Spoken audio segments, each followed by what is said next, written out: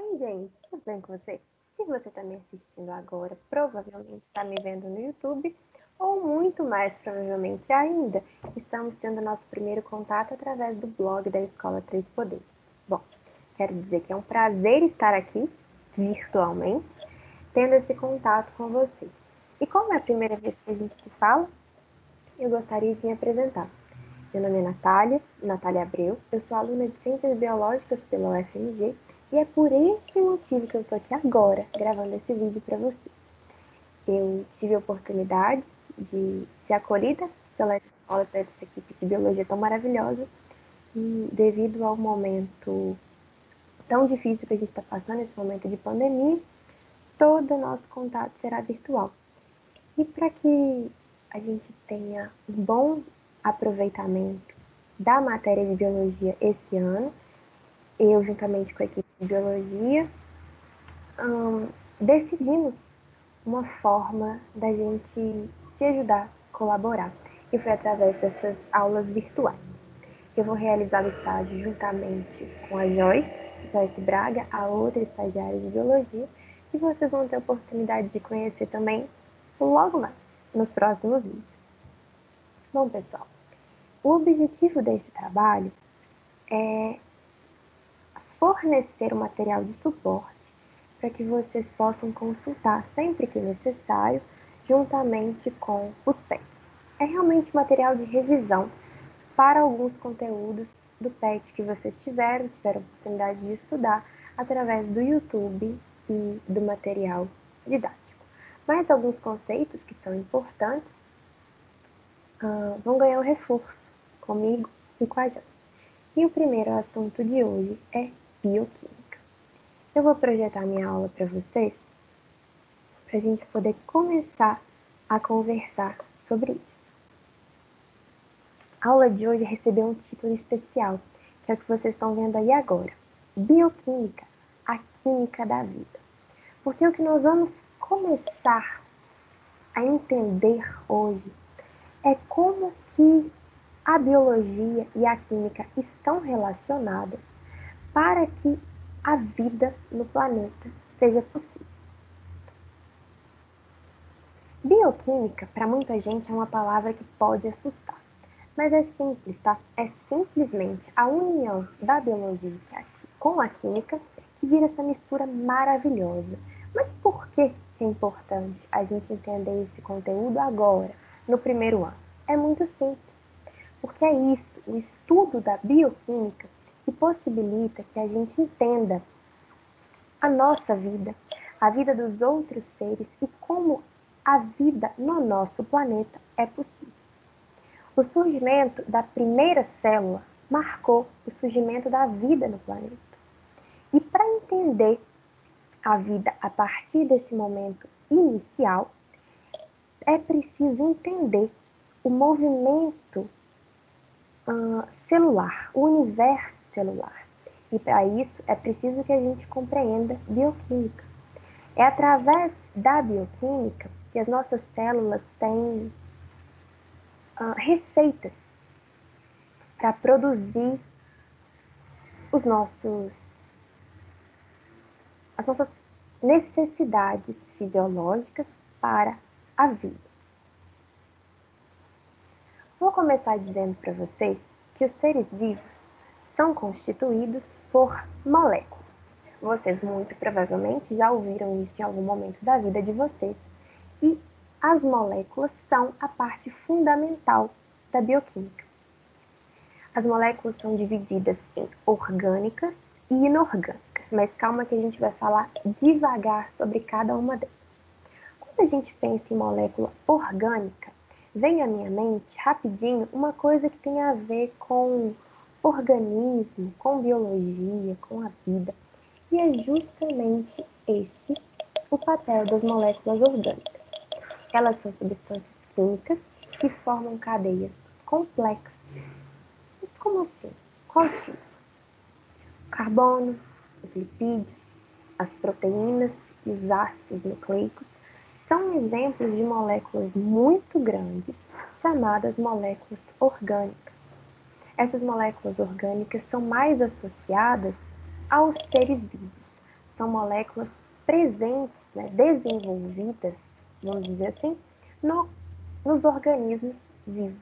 Uma pedra não possui substâncias orgânicas, moléculas orgânicas na sua composição, porque ela é um ser inorgânico. Mas os seres vivos, como seres orgânicos, possuem moléculas especiais em sua composição. Mas essas moléculas orgânicas servem para quê? Eu conto para vocês. São elas as responsáveis por formar estruturas dos nossos organismos, por exemplo, membranas plasmáticas, são elas que fornecem energia através do nosso metabolismo, como, por exemplo, os lipídios, certo? Moléculas de energia. São elas também as responsáveis pela formação do nosso código genético, os ácidos nucleicos, se lembram disso? Elas também são responsáveis por sinalização celular e por formação de enzimas, porque a maioria das enzimas é um tipo de proteína. Provavelmente vocês já ouviram falar de CHONPS, CHONPS. São essas letrinhas que a gente encontra até mesmo na tabela periódica, mas são moléculas orgânicas, moléculas presentes nos organismos vivos. Deu para entender? A gente vai falar agora sobre as moléculas inorgânicas. Como eu falei, vocês devem ter agora uma ideia. As moléculas inorgânicas são aquelas encontradas na natureza. Vou dar um exemplo para vocês. A água. A água é uma molécula da natureza. Apesar de a gente ter ela dentro do nosso corpo, é uma molécula inorgânica. Os sais minerais também são moléculas inorgânicas e além desses dois, existe também o dióxido de carbono e o oxigênio molecular, esse oxigênio que a gente usa através da nossa respiração. As moléculas inorgânicas também são fundamentais para o bom funcionamento do nosso corpo.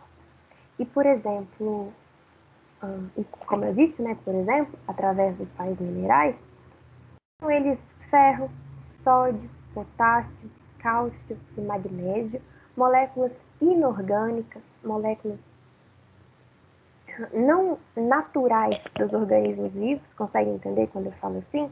Mas que formam os nossos organismos. Então, no caso do cálcio, a gente precisa dessa molécula para a formação de ossos e dentes. O sódio e o potássio, muito famoso por causa daquela bomba de sódio e potássio, são esses sais minerais que regulam, por exemplo, potencial elétrico. São eles que regulam, muito importantes, né, para o batimento cardíaco, para a contração muscular. Isso é fundamental para a nossa vida. Os organismos vivos são constituídos, então, por moléculas orgânicas e inorgânicas, e ambas essas moléculas são fundamentais para a existência de vida no planeta. Vou utilizar esse gráfico para explicar para vocês a composição em porcentagem de componentes químicos presentes no corpo dos seres vivos. O que mais chama a observar esse gráfico? O que mais chama a atenção para mim é a água.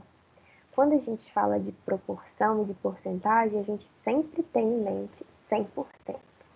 Então, de um total de 100% de componentes químicos do nosso corpo, a água, uma molécula inorgânica, representa de 75% a 85% da composição do nosso corpo.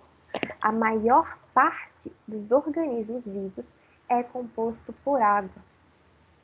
A outra grande porção é composta de proteínas, de 10 a 15%, os lipídios, as gorduras, de 2 a 3%, os carboidratos, 1%, ácidos nucleicos, 1% e outras substâncias também 1%. É por causa dessa enorme proporção de água, esse elemento tão abundante, que nós vamos dar início ao nosso conteúdo falando sobre essa molécula tão importante, sobre esse elemento tão importante. Pessoal, nesse slide eu quero que vocês parem um pouquinho e observem todas as imagens que eu coloquei para vocês. Isso é para ilustrar o nosso conteúdo de agora. É para ilustrar o nosso conteúdo de água. Antes da gente falar sobre a água no nosso corpo, eu quero que vocês pensem nos usos da água no planeta. A água é importante para as nossas atividades do dia a dia, para regar plantas, para a produção de alimentos. Vocês sabem que a nossa alimentação é baseada em água. Independente se você se alimenta de carne ou se você alimenta de plantas, de vegetais, porque até mesmo os animais consomem água. A água é importante no ciclo da água. Ela é responsável por evaporação, pelas chuvas. A água também é importante para a vida, para a existência de plantas, vegetações ao redor de todo o planeta. Ela é importante para as nossas atividades de lazer. É importante para a nossa hidratação. Ela é importante para higiene, para armazenamento, né, de água, para diversas outras funções. Então, antes da gente entrar no nosso assunto, eu quero dizer que não há vida sem água. A água é uma molécula, é um elemento fundamental para a existência de vida no nosso planeta. Se a água acabasse hoje, em uma semana, toda a vida no planeta provavelmente entraria em colapso. Eu quero que vocês sintam o impacto desse nosso conteúdo de agora. E logo aqui no cantinho eu coloquei para vocês uma ilustração do nosso planeta, planeta Terra. Mas provavelmente já ouviram a piadinha de que o nosso planeta deveria se chamar Planeta Água, porque a maior parte da composição do nosso planeta também é água. A maior parte do nosso território do planeta é composto por água. Conseguiram entender que sem isso a gente não existe? A água é importante para os seres humanos, mas também é importante para os animais, para as plantas, para a regulação de todo o sistema, do ecossistema do nosso planeta. E, obviamente, por tamanha importância, ela tem a mesma importância dentro do nosso organismo. As nossas células precisam do abastecimento diário, o tempo inteiro, de água, para que as funções mais básicas ocorram. E com isso, a gente vai entrar agora no nosso assunto, água. Aqui, à nossa direita, eu coloquei uma ilustração. E o que a gente está vendo aqui agora é uma molécula de água, uma molécula de H2O. A água é uma molécula composta por 2 hidrogênios e 1 oxigênio. Por isso é chamada de molécula de H2O. Essa posição das moléculas, o arranjo das moléculas, forma, entre os 2 hidrogênios, um ângulo, como vocês estão observando aqui no meu cursor, de 104,5 graus. É importante decorar esse ângulo? Decorar não, mas é importante saber que ele existe, porque é justamente essa posição das moléculas que confere a elas diferenças de cargas. O oxigênio, pela sua posição, recebe uma carga negativa, mas os outros hidrogênios possuem cargas positivas. A diferença de cargas entre esses elementos gera polos, porque a energia vai estar mais direcionada para um elemento do que para outro. Essa diferença de polos recebe o nome de polaridade. Então, a água, por ter diferenças de cargas e polos, recebe o nome de molécula polar. Isso é importante que vocês se lembrem, porque é um tema que a gente vai voltar a falar logo ali na frente. Mas outra coisa que eu quero dizer a vocês é que, pela conformação dessa molécula, ela adquire uma tendência importantíssima. Importante, muito importante, até para a existência de vida no planeta. Essa conformação possibilita que ela se una, que ela se ligue a outras moléculas. E ela tem uma característica de dipolaridade. Por quê? Por possuir polo negativo e polo positivo, ela consegue se ligar tanto a moléculas positivas, tanto a moléculas negativas. Se lembrem sempre, moléculas negativas ligam-se a moléculas positivas e moléculas positivas interagem com moléculas negativas. Lembra da matemática? Mais com menos. Então, por causa dessa conformação, a tendência é unir-se sempre a outras moléculas. Segura essa informação, a gente fala disso mais à frente. Essa ligação recebe um nome muito especial, ligação de hidrogênio, porque você tem um hidrogênio ligado a FON. O que é FON? F, O e N. Quando o hidrogênio está ligado com ferro, oxigênio ou com nitrogênio, é uma ligação especial chamada ligação de hidrogênio. Em condições normais, o que eu quero dizer com isso? Condições normais de temperatura e pressão, a água tem uma característica fluida e estável. As moléculas são fortemente unidas entre si por causa dessa força de atração entre moléculas positivas e negativas. Elas estão muito aderidas porque ambos os dois polos conseguem interagir com os outros dois polos de outra molécula de água, então estão fortemente unidas, e essa união recebe o nome especial, força de coesão. Coesão é a capacidade de uma molécula de água se unir fortemente a outra molécula. E essa forte coesão é responsável por uma outra característica conhecida como tensão superficial da água. Existe ainda uma outra característica, que é a adesão. É a capacidade das moléculas de água unir-se a outras moléculas polares. Calma que eu falei um monte de coisa e a gente vai falar de cada uma delas agora, devagarzinho, para ficar bem esclarecido. Vamos lá. A característica de coesão é uma coisa que a gente vê no nosso dia a dia, quando a gente observa gotas de orvalho na ponta das folhas, ou quando a gente vê, logo depois de uma chuva, algumas gotículas de água em teias de aranha. Essas gotículas, essas bolinhas de água, existem por causa dessa característica que eu expliquei para vocês, de que as moléculas de água interagem fortemente entre si. Então, se tem muitas moléculas de água, elas se agrupam, se juntam e ficam extremamente unidas.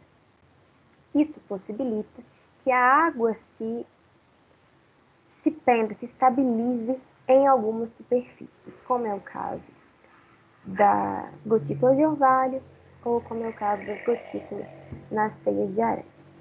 Observem nessa imagem que eu estou mostrando para vocês, aqui em azulzinho, moléculas de água, umas próximas às outras, bem próximas às outras, e a força aqui é tão grande que elas estão extremamente unidas possibilitando a formação de aglomerados de moléculas de água, essas gotículas especiais. Beleza? Então não se esqueçam, prestem muita atenção. Coesão é a característica da água em que as moléculas de água aderem-se fortemente umas às outras. Falando ainda sobre coesão, a gente entra no assunto de tensão superficial. É essa característica de união forte entre as moléculas que forma na superfície de grandes porções de água uma película aquosa. Mas não é uma película de plástico, não é uma película de nada disso. É uma película de força de moléculas de água. Essa capacidade, observem aqui nessa imagem, é que possibilita que insetos consigam, por exemplo, andar nas superfícies aquáticas. É claro que eles são extremamente leves, mas eles só conseguem andar sobre essa superfície por causa da forte atração entre as águas. E quanto maior o corpo de água, maior a tensão superficial, porque existem mais moléculas de água se unindo, mais energia das moléculas de água se unindo. Se você coloca alguma coisa que é capaz de perturbar essa estabilidade das moléculas, você rompe a tensão superficial. Se você encosta um dedo bem de levinho na superfície de uma água, você consegue sentir a tensão. Mas se você afunda o seu dedo, você quebra a tensão superficial da água momentaneamente nessa região. É claro, são forças, isso é química, isso é física. Com o tempo, a tendência é isso se estabilizar e formar novamente uma película. É claro, através da pressão do ar e da união das moléculas de ar. Essa tensão superficial é observada também quando a gente enche um copo de água muito, até a água transbordar um pouquinho, mas sem transbordar do copo. Isso forma aquela bordinha de água. Tentem fazer aí na casa de vocês e depois me conta se deu certo. Isso só é possível pela tensão superficial, pela atração forte de uma molécula de H2O com outras moléculas de H2O. Por fim, explicando agora uma outra e a última característica da água, a adesão. Enquanto a coesão, que eu falei agora há pouco para vocês, é a característica da água, da molécula de água de se unir, de se ligar a outras moléculas de água, a adesão é a capacidade da molécula de água se aderir a outras moléculas polares. Então aqui existe uma superfície de vidro e o que essa imagem mostra é que as moléculas de água conseguem interagir com as moléculas do vidro. Isso juntamente, é claro, com a coesão que está acontecendo entre as moléculas de água, dá outra característica para o líquido, que é a capilaridade. Já ouviram falar sobre isso? A capilaridade é um fenômeno que acontece o tempo inteiro na natureza, por exemplo, através dos vasos de condução das plantas. A água se movimenta nas plantas através da capilaridade. Existem moléculas aderidas às paredes dos vasos condutores das plantas e essas mesmas moléculas aderidas à parede estão aderidas entre si. Então, a tendência é que por pressão, por diferença de pressão, essa água vá subindo, porque ela tem uma estabilidade, ela está aderida tanto entre si, tanto à parede. Então, ela vai se movimentando sempre para cima por capilaridade. Pessoal, finalizando o nosso conteúdo, eu quero que vocês pensem e entendam o que eu vou dizer agora para vocês. A água é um solvente universal. Mas por quê? Calma, que eu te explico. A água, já falei agora há pouco, é uma molécula que consegue interagir muito bem, consegue se unir muito bem a outras moléculas polares. Isso significa que quando um soluto é colocado dentro desse líquido de moléculas de água, as moléculas de H2O começam automaticamente a interagir com as moléculas desse soluto. Então, vamos falar nessa imagem para ficar mais claro. Aqui um cubinho de açúcar, que é o soluto, sendo colocado dentro de um recipiente completamente cheio de solvente, nesse caso a água. Assim que o soluto cai na água, as moléculas de H2O começam a se ligar às moléculas do soluto e isso faz com que ele seja separado do restante de soluto que foi colocado. Então, você tem um cubinho de açúcar, uma molécula de água interagiu com uma molécula do soluto e retirou daquele agrupamento do soluto, no caso o açúcar. Com tanto de molécula de água, isso vai se ligando às várias moléculas de soluto e dali a um tempo o soluto está completamente dissolvido no solvente, justamente por causa da interação das moléculas de H2O com as outras moléculas polares dos solutos. E por que eu estou dizendo sempre polares, polares, polares? Porque a água não consegue se ligar, por exemplo, a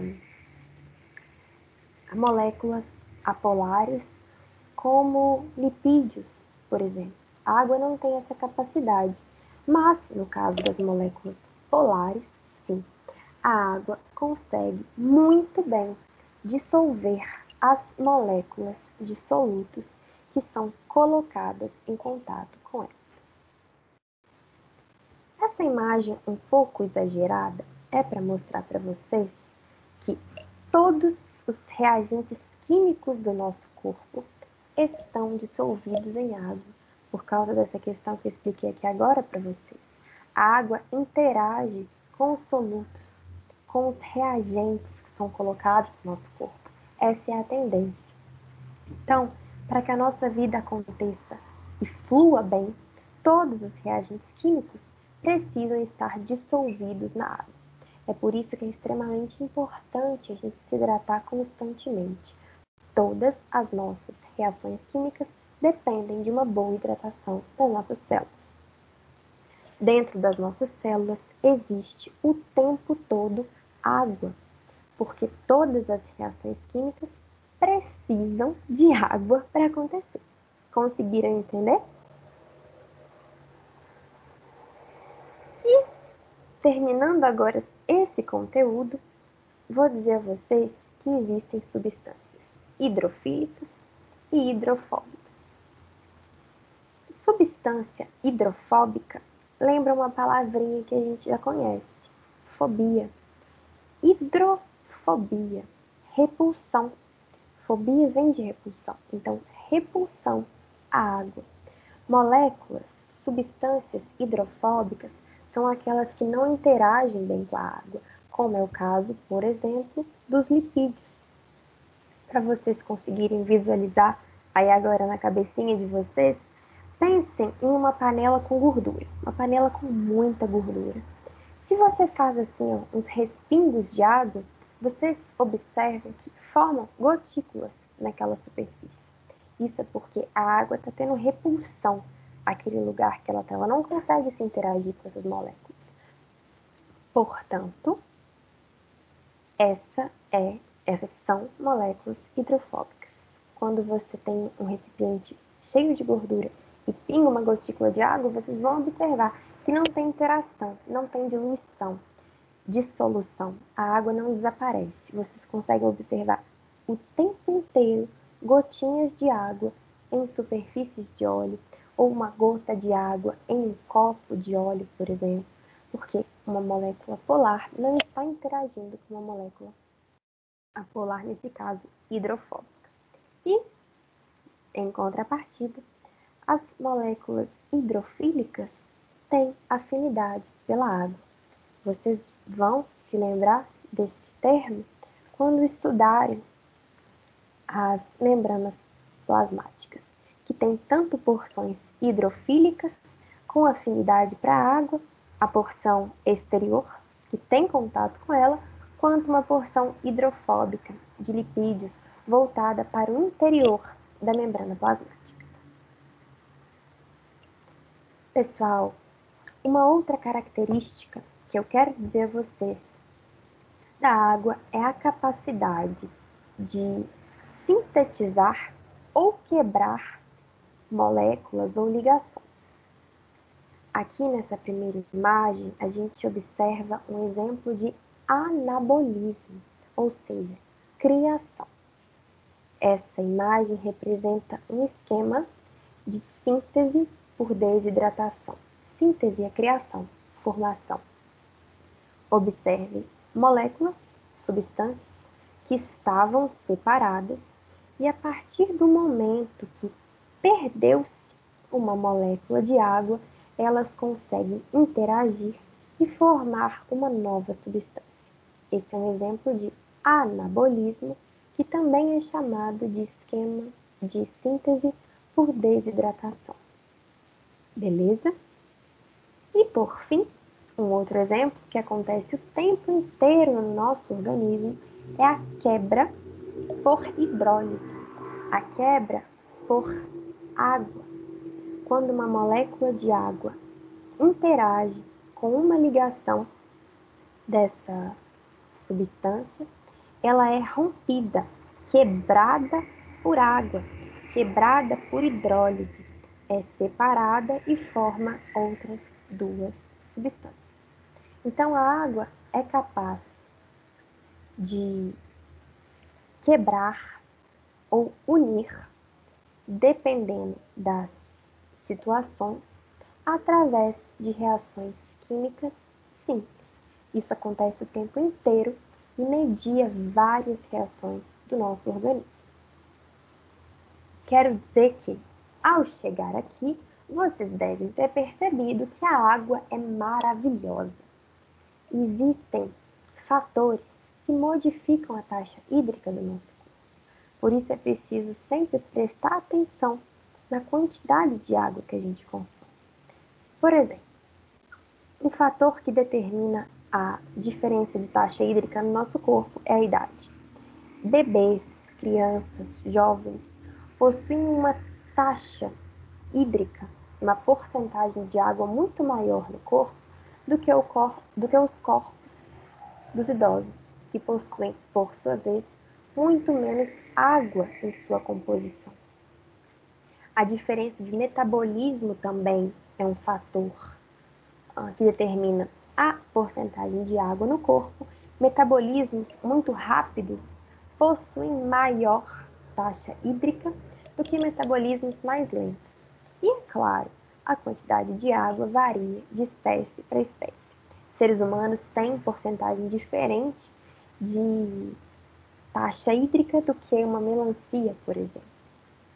Mas, ainda assim, a água é maravilhosa. A água é fundamental para a vida e todos os seres vivos dependem dela para viver. A água possui funções extremamente importantes, como eu já falei, mas para concluir, eu quero que vocês pensem agora nos seus próprios corpos. É a água a responsável pelo controle de temperatura. É ela que vai regular a temperatura corporal dentro desse padrão, que é o que a gente precisa, de 36 graus, mais ou menos.